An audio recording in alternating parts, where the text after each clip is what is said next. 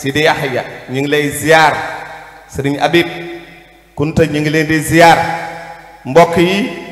njabootu Cheikh bu Mohamed Kunta yépp ku nu tudd ak ku nu tuddul na nga dugal sa bopp ci ñi nu tudd ñu ngi leen di ziar bu baax Papa Abdou Kunta Fall moom tamit fépp fu njabootu Cheikh bu Mohamed Kunta taxaw ziar nan ko moom ak magam Pap Fall ndax njaboot la goo xam ne la leen seen bàyyi loon ci Njaasaan wala ci njabootu Cheikh bu Mohamed Kunta njabootu Cheikh al Munama fàttewuñ ci dara ñu ngi leen di ziar bu baax Seynabou Gaye Touré di présidente conseil départemental Tivaouane wax nga dëgg kooku sunu jigéen la te doom la ci kër gi ñu ngi koy ziar mbokk yi balaa ñoo jox le ministre Mabouba Diagne kàddu gi ñi mu àndal bokk na ci Ibrahima Diouf di directeur de cabinet Abdoulaye Dieng di conseiller technique Makhtar Ndiaye directeur de l'agriculture Mamadou Diagne directeur de l'élevage Youssou Gueye directeur des bassins de rétention et des lacs artificiels Bassirou Fall coordonnateur du PRAS Dame Sow coordonnateur PNDIS adjudant Momar Ndiaye Aw attaché de cabinet du ministre Penda Mbow di responsable communication kooku sunu jigéen la ñu bëgg bu baax sëriñ bi ñu ñaanalal nañu ko bu baax jigéen ju baax la te nangoo liggéey madame Li Aminata Diagne assistante du ministre Bouna Kunta responsable administratif et financier kooku it njaboot ci njaboot gi la bokk Aziz Diop di chef du service de département agriculture bu Tivaouane Samba Camara di chef de service département de l'élevage bu Tivaouane Serigne Amdi Moustapha Mbacké di coordonnateur national du programme national aménagement et de la modernisation des villes religieuses ñooñu le ministre bi àndal ñëw ci tànki le président de la République Bassirou Diomaye Diakhar Faye ak it ci ndigalu son premier ministre Ousmane Sonko mbokk yi kaddu yi dañ koy bàyyeeg ministre mu yëkkati ko muy kaddu yoo xam ni kaddu yi président de la République jëm ci Njaasaan ak xalifa bi ak taalibe yi.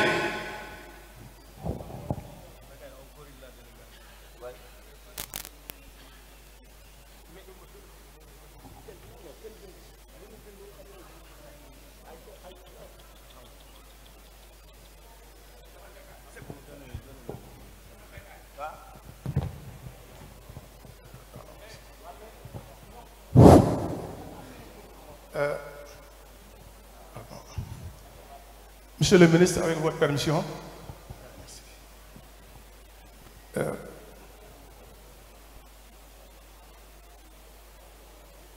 porte-parole,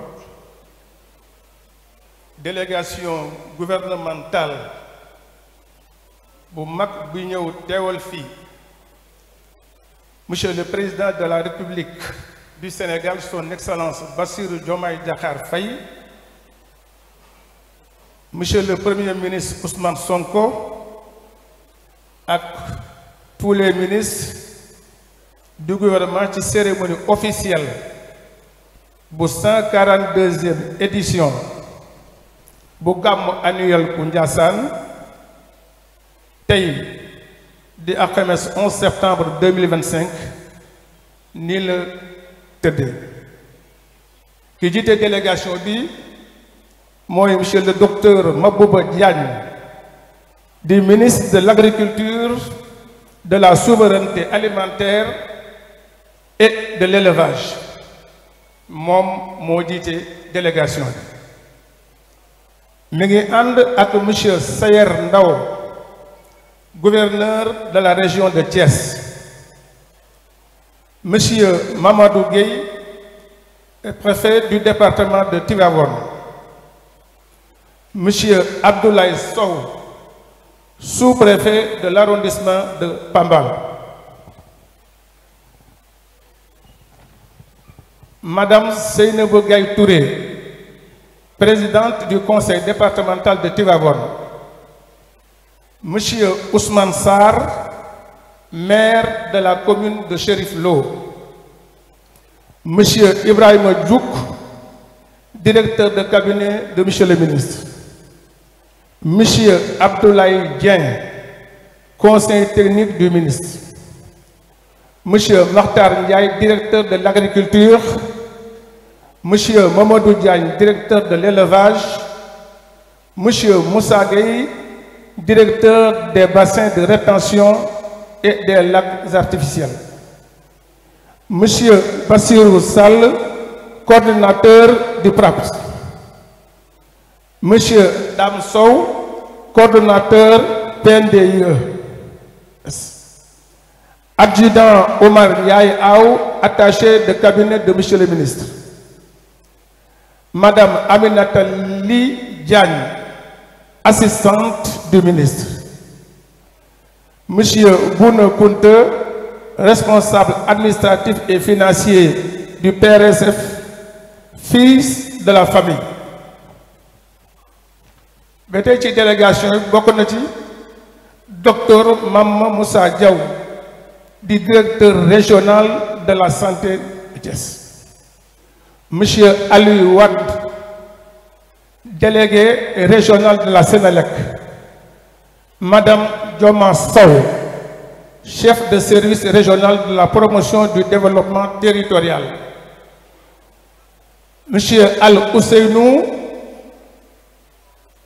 du chef de service régional de l'hydraulique, Monsieur Abibou Ba, chef de service de l'assainissement, Monsieur Amadou Bamba Fall Diatara,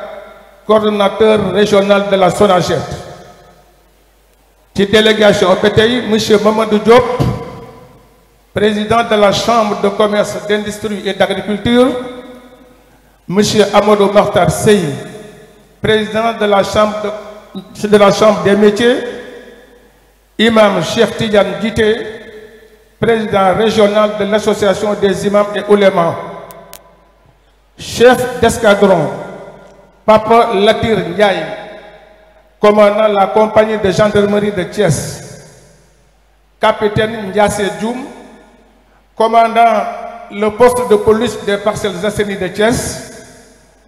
capitaine Abdou Ndiaye du service régional des eaux et forêts de Thiès, adjudant Ibrahima Sow du groupement d'incendie de Thiès, Monsieur Mamadou Dieng, chef de service départemental de l'île de Tivaouane, Monsieur Abdelaziz Diop, chef de service départemental de l'agriculture de Tivaouane,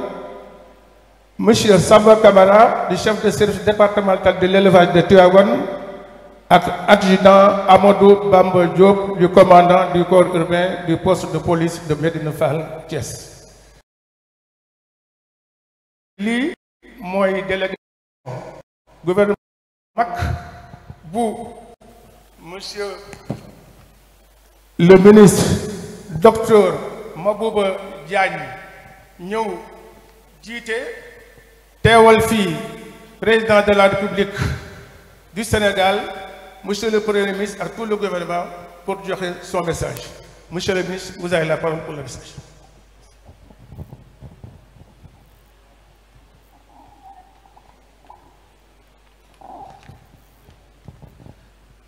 asalaamaaleykum wa rahmatullah, yéen ñëpp ñoo ngi leen di nuyu seen tur ak seen sant, di nuyu jël nuyoo bi di ko teg ci xalifa bi, di ko teg ci njaboot gi, di ko teg ci ñépp ñi fi teew, ni ñu xalifa bi ak waa këram dalale rafet na lool, te ci turu son excellence le président de la république, ci turu premier ministre bi ñoo ngi leen di delloo nuyoo bi. Éminence Cheikh Bou Sidi Makhtar Kounta, Khalife général des CAR, honorables mesdames et messieurs les représentants des institutions de la République, monsieur le gouverneur, monsieur le préfet, ambassadeurs et dignitaires, imams et tous les directeurs qui sont ici présents, Mesdames et Messieurs les ministres, permettez-moi de faire une salutation spéciale au nom du président de l'Assemblée nationale qui m'a même appelé quand j'étais en cours de route et qui m'a dit de lui transmettre au même titre que son Excellence le Président de la République, au même titre que le Premier ministre, ses salutations et ses remerciements les plus sincères. Monsieur le préfet du département de Tivaouane, Monsieur le gouverneur, la manière dont vous avez organisé notre arrivée mérite aussi une reconnaissance très distinguée. Madame la présidente du conseil départemental de Tivaouane, Monsieur le maire de la commune de Tivaouane, mais aussi un fils de cette localité qui est aussi un opérateur, un acteur économique, qui est le président Modou Fall, qui non seulement fait partie de cette maison, mais aussi fait partie de la maison du ministère de l'Agriculture, de la Souveraineté alimentaire et de l'Élevage. Donc, Monsieur le Président Modou Fall, nous vous disons aussi salutations. Mesdames et Messieurs, distingués invités, à vos titres, rangs et grades respectifs, Serigne Cheikh Abdou Kounta, opérateur et fils de la famille. Mesdames et Messieurs, chers fidèles, c'est pour moi un honneur de diriger la délégation gouvernementale ici venue présenter son Excellence le Président de la République, M. Bassirou Diomaye Diakhar Faye, mais aussi son Premier ministre qui est le chef de notre gouvernement, à cette cité bénie de Ndiassane à l'occasion de cette édition 2025 du Gamou. Éminence, Cheikh Bou Sidi Mokhtar Kounta, Khalife général des cadres, je voudrais à l'entame de mes propos vous transmettre les salutations, les remerciements de son Excellence le Président de la République du Sénégal, Bassirou Diomaye Diakhar Faye, du Premier ministre Ousmane Sonko et de tout le gouvernement qu'il dirige. Chers dignitaires et disciples khadres, le Gamou de Ndiassane que nous célébrons aujourd'hui constitue la tradition khadria, le 8e jour de la naissance du prophète Mohammed sallallahu alayhi wa sallam. Cette commémoration transforme chaque année cette cité sainte en lieu de ferveur et de piété, mais accueillant des fidèles venus de tous les horizons, unis pour l'amour du prophète Mohammed sallallahu alayhi wa sallam et l'attachement aux enseignements de Cheikh Mohamed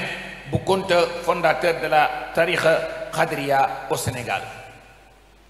Ce Gamou aussi est une plateforme d'intégration régionale. Nous avons vu les fidèles du Mali,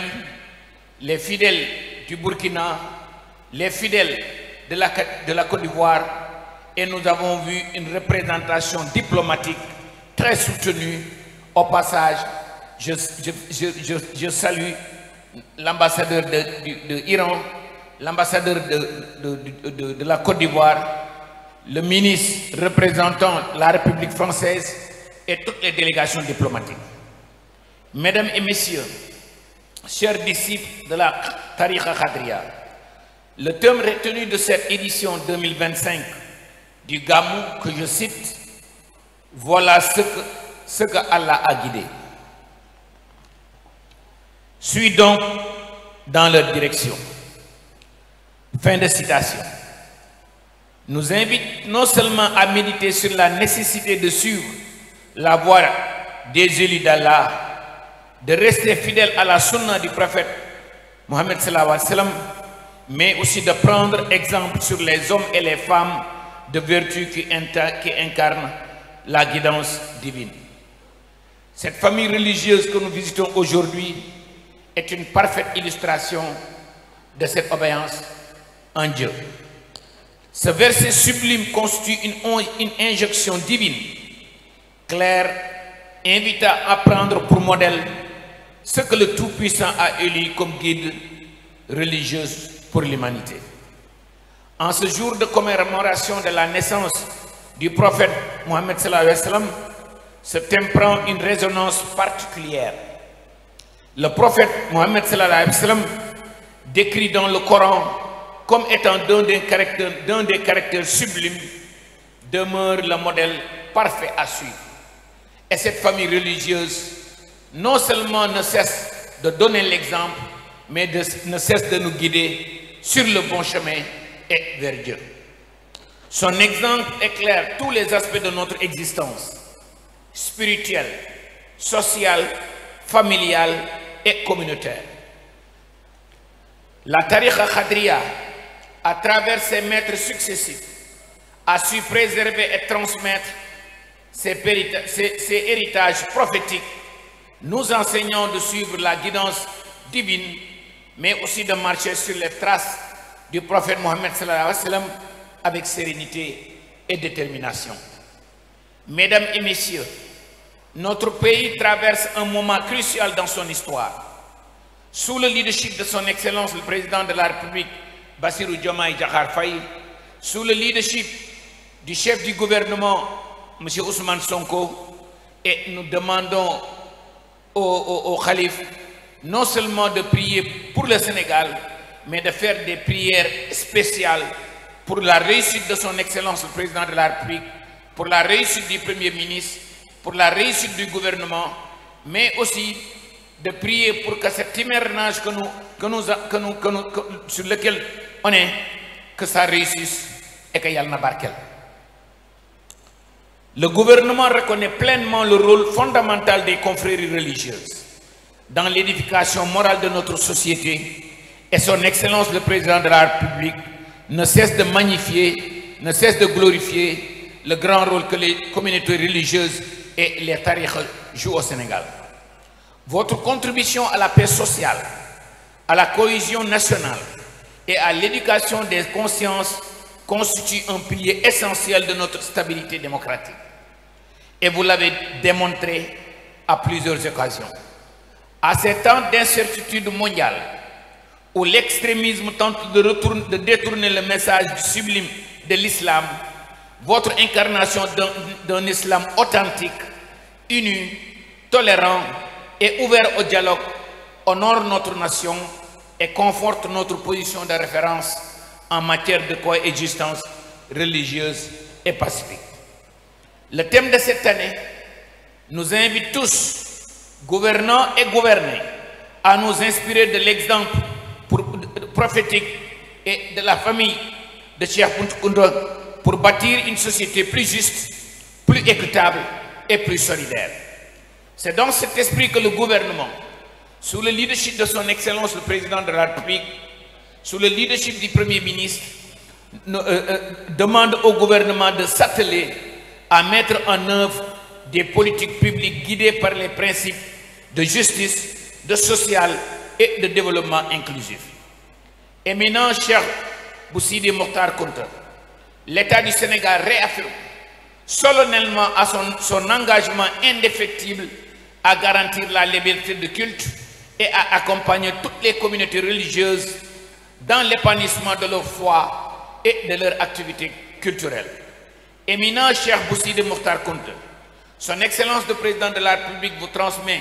non seulement ses salutations les plus sincères, mais ses remerciements les plus chaleureux. Votre rôle dans la formation des consciences et la promotion des valeurs civiques mérite notre reconnaissance et notre accompagnement constant. Nous sollicitons par la même occasion vos prières et vos bénédictions, l'entente, la paix et la prospérité qui élisent domicile à jamais notre serre. Donc nous vous remercions et nous vous demandons toutes nos félicitations pour l'organisation de ce beau gàmmu. li may wax rek mooy ma jëm koo tënk ci wolof di commencer discours wolof bi di nuyu xalifa bi di nuyu rakkam yi di nuyu njaboot gu tedd gi ñu fi fekk di nuyu gouverneur bi di nuyu préfet bi di nuyu représentation diplomatique yi ak ñi nga xam ne ni teewal nañ fi yeneen ministères yi bi may ñëw nax président assemblée nationale daf maa woo ne ma yaa ngi dem foo xam ne nii nag sama kër la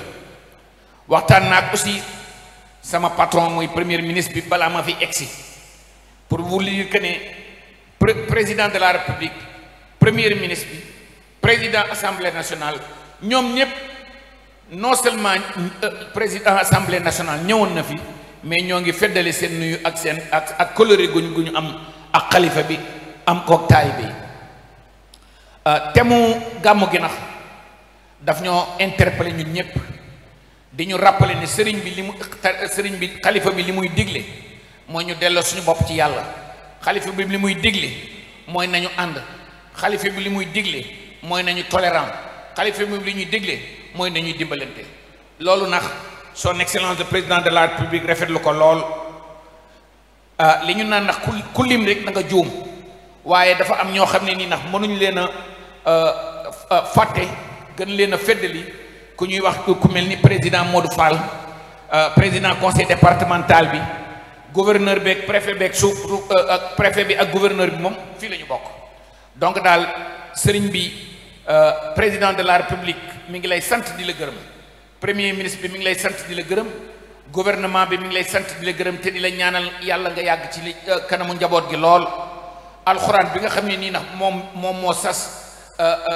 dëkk bi yàlla na fi yàgg sax yàlla nañu lépp loo xam ne nii son excellence de président de la république ak premier ministre bi ñoo ngi koy mébét di ci dox di ci wax ak seeni ñaan yàlla na antu ñoo ngi leen di gërëm di leen sant wasalaam. jërëjëf kàddu yi rafet na bàyyeekoo ci jëwriñ gi ñu dénk wàllu mbay mi moom sa bopp gi ci dund bi ak li nga xam ne moo di sàmm mi ma Bouba Diagne ñu koy gërëm bu baax kàddu yooyu kàddu yi président de la république la ñuy wax rek teewaayu oustaz Alioune Sall buñ ko déggee xel dem ci aw xuraan di sëriñu daara di kuy yeete ci lislaam oustaz Alioune Mbaye bu Sud FM Seyda Absa Kunta Fall kooku ci kër gi la bokk ñuy nuyu tamit ak gërëm commandant brigade gendarmerie bu Ndiassane Basirou Ndior ñu ngi lay gërëm kër gi njaboot gi xalifa bi ci taxawaay bi nga xamante ne nii ci wàllu kaaraange moom la ñu def fii ci Ndiassane délégation xalif général bu Thiénaba ki ko fi teewal di sëriñ Madiodio Seck di taaw ci xalifa bi moom it ñëw fi tànki waajuram tànki Thiénaba yépp mbokk yi li des nag mooy kàdduy xalif général Xaadiriya Cheikh Sidil Maxtar Kunta mu bàyyeekoo ci ki nga xam ne moom la ñu dénk baat bi di sëriñ Xalifa Kunta mu yëkkati ay kàddoom jëm ci jullit yi sëriñ bi balaa say kàddoo jib réew mi nawet bi ñi ngi ñaan mu barkeel nga ñaanal ko réew mi nga ñaanal président de la république nga ñaanal gouvernement bi liggéey bi nuy liggéey yàlla barkeel ko nga ñaanal ko ndax réew mi jëm ci kanam te réew mi soxna ko nga ñaanal ndawi réew mi nga ñaanal réew mi koom-koom bi gën a yokk ci barke yonent bi sa maam boo ko ci ñaanee yàlla nangu ko am nañ ci yaakaar gàmmu kër Lamine dinañ ci ñëwaat kon mbokk yi loolu mooy kàddu yi ñu bàyyi leen ak Xalifa Kunta mi yor baat bi jërëjëf sëñ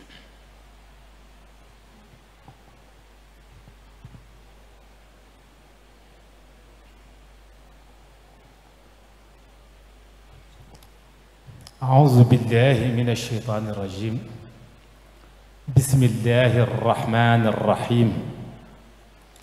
الحمد لله رب العالمين منور أبصار العارفين بنور المعرفة واليقين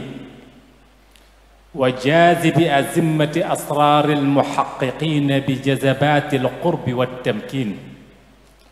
فاتح أقفال قلوب الموحدين بفاتحة التوحيد الفتح المبين الذي أحسن كل شيء خلق وبدا خلق الإنسان من طين ثم جعل نسله من سلالة من ماء مهين والصلاة والسلام على الذي أشرق البيت عند وضعه نورا وامتلأت الأرض والسماء به فرحا وسرورا صاحب الميلاد الأنور والظهور الأحمدي الأزهر المولود في ربيع الأول والمشار إلى أنه ربيع القلوب الأخضر الذي شرفت بمولده الأيام والشهور ونثرت عليها من كف مولده اللآلي الأفراح والسرور. السلام عليكم أيها الحضور الكرام، باسم الخليفة العام للطريقة القادرية